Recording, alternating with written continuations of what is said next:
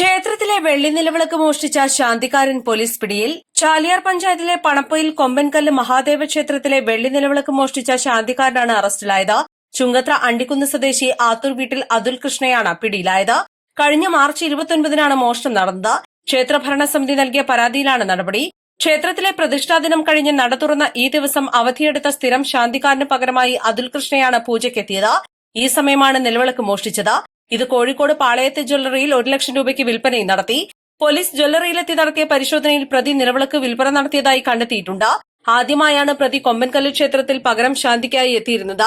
ദിവസങ്ങൾക്ക് മുൻപ് അകമ്പാടത്തെ തന്നെ പൊക്കോടുള്ള കിരാതമൂർത്തി ക്ഷേത്രത്തിൽ പൂജയ്ക്കെത്തിയപ്പോൾ ഭഗവാന്റെ സ്വർണ്ണപ്പൊട്ട് മോഷ്ടിച്ച് 16,000 രൂപയ്ക്ക് നിലമ്പൂരിലെ ജ്വല്ലറിയിൽ വിറ്റതായി കണ്ടെത്തിയിരുന്നു.